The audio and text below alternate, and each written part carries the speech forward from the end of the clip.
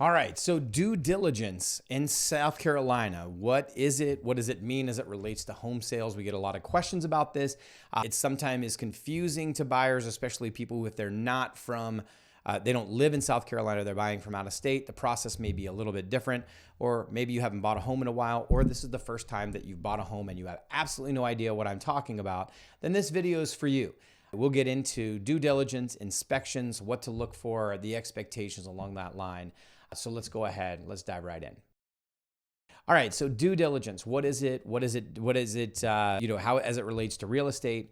What due diligence is as you're writing. If you're a buyer writing an offer contract, it's a section of the offer contract which basically is labeled due diligence. What that allows is it's stipulated by a time period. It starts on the day the contract is ratified by the buyer and seller, and then at that point is pushed out to a certain point in the future, typically somewhere 10 business days or 2 weeks, something, 10 to 14 days, somewhere along those lines.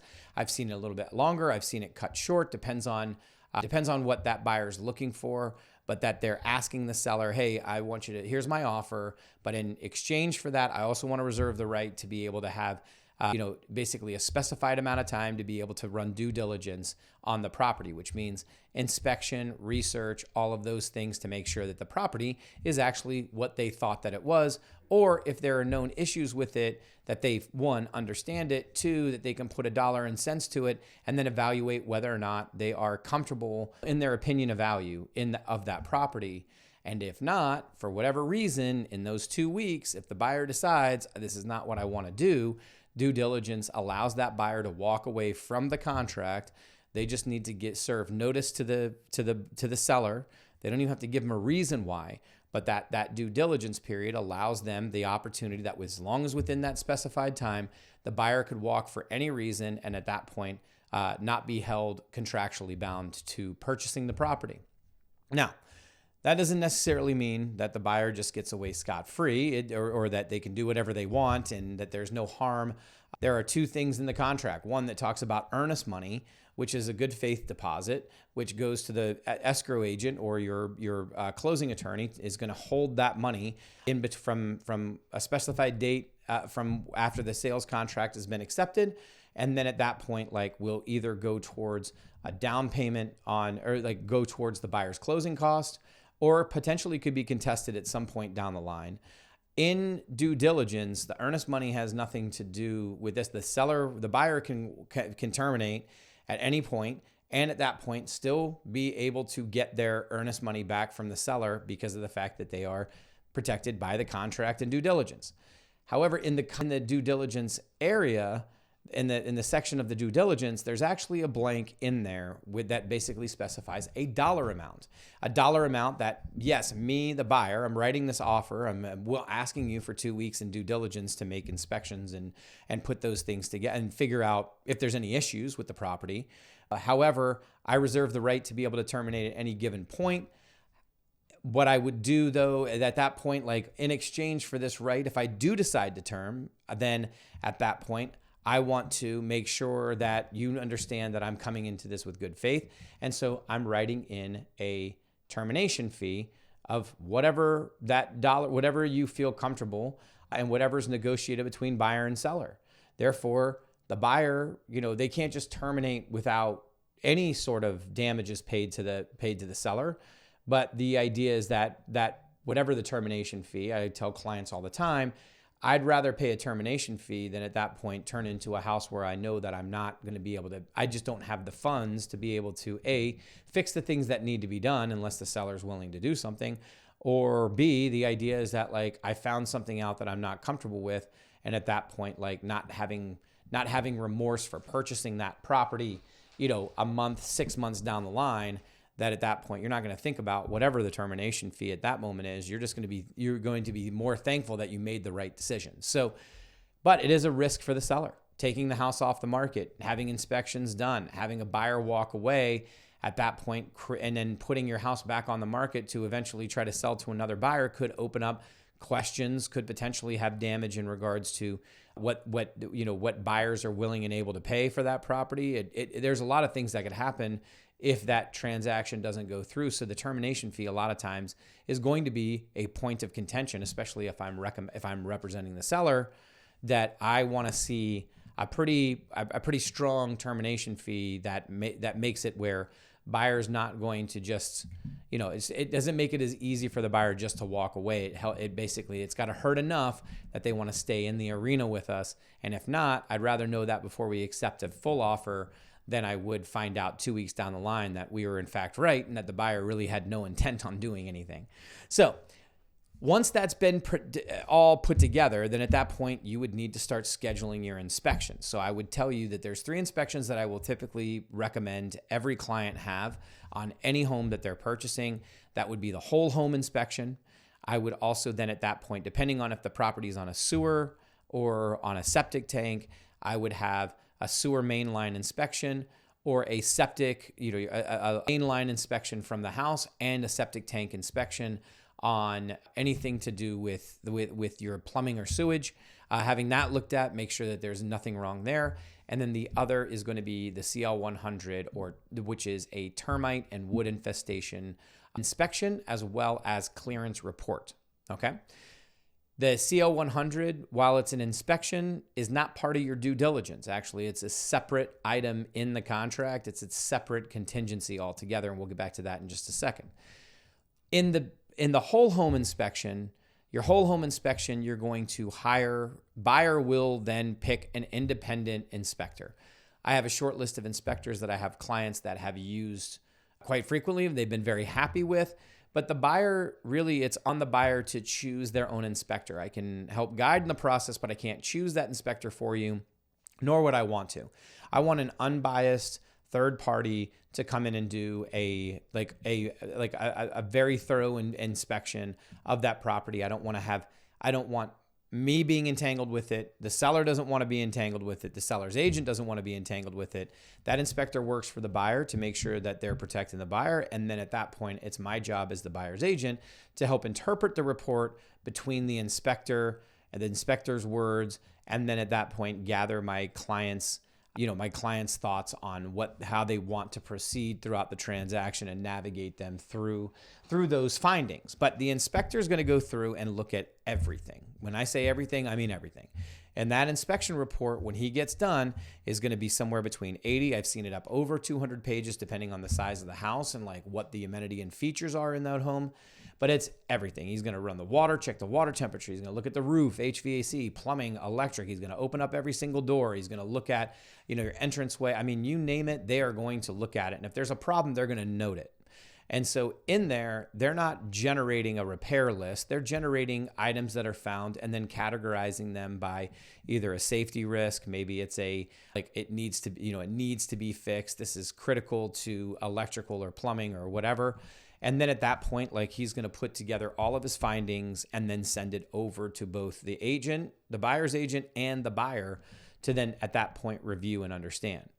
From that, there might be items that he has noted that at that point, either the buyer feels needs to be repaired or that we don't have enough information on, and so it needs to be re-inspected by somebody who specializes in that field. So if it's a roof problem, then maybe it's a roof inspector or a roof repair to be able to get an understanding of the size and scope as well as the costs of what that repair would be.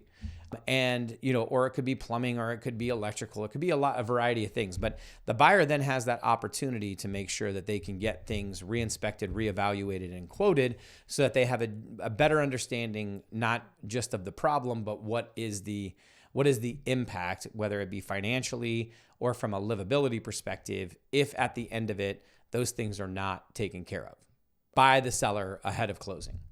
So from there, they're going to make a list, but we would start generating a list from those findings of what the buyer feels needs to be put together, needs to be repaired by the seller, or, there needs to be some sort of remedy that's put together in order for that buyer to proceed with the contract as it relates to their opinion of value. You could have $20,000 worth of repair work that would need to be done. When we made our offer, we were unaware of that. And now it's brought to light. The only way that we could proceed is either A, this is get fixed, or we need to figure out some way to negotiate and come to a comfortable understanding between the two, or a negotiation, if you will, to find common ground in order for us to proceed. If not, that buyer can walk through due diligence, and at that point, I don't care if you have a $1,500 termination fee. If you've got $20,000 worth of repairs, $1,500 got you out of the deal. If the seller and buyer can't come together in their repairs, then at that point, after they cross over the due diligence period, that's it. That buyer now agrees to purchase that home as is, unless they terminate that contract within their due diligence period. Okay, so you've got that. Then the CL 100, which is a wood infestation termite report, it's done by an extermination company, a licensed inspector who understands things like termites, where they come from. Is there any signs of termites? Have there been any signs of termites in the past? Is there any damage that's noted? Not saying they're not going to quote the damage or repair the damage, but they are going to notate it. And depending on where those termites are, if you have termites, and depending on the extent of the damage, could potentially have further create further problems for that property if not treated, or if it was treated but not repaired. And then the other is your wood infestation. Moisture and wood don't get along very well. The higher the moisture level, say in a crawl space or in some other environment, or the more that wood's exposed, at that point, it could introduce it to wood-eating bacteria, fungus, mold, those kinds of things. And so at that point, not that it's the end of the world, but it would be one of those, like, it could potentially be something that needs to be taken care of in order to go. But if it's existent and it's active, there's a difference between inactive and active. If it's active, like fungal or wood destroying organisms, then at that point, like it will not pass the CL 100. And the only way per the contract contingency that was based upon it is that without the contract will not move forward unless these things are remedied, and that we can get issued a new clear CL 100. A lot of times lenders are going to ask for this report. There's a variety of reasons why this report has worked. I absolutely think that it's critical for somebody to understand that, even if you're on a slab home, even if you have a brick home or anything else like that, that does not necessarily mean that these situations will not and have not occurred. We found termite damage in brick homes just as much as any other home, depending on what's going on. So I highly recommend it. Okay.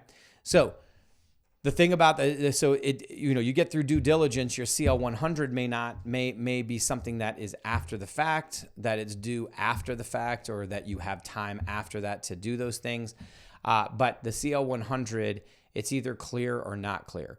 If it's clear, then the sales contract can proceed. If we can't get a clear CL 100, then it can void the contract.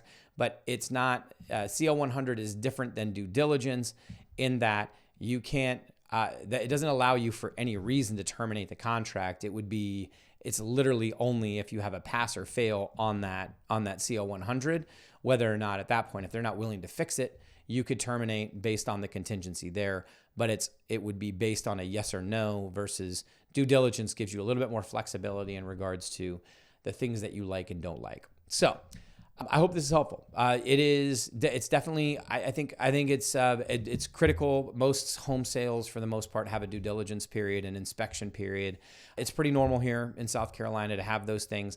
It is a bit nerve-wracking for all parties involved because of the fact that, like, nobody wants to find things wrong with a home.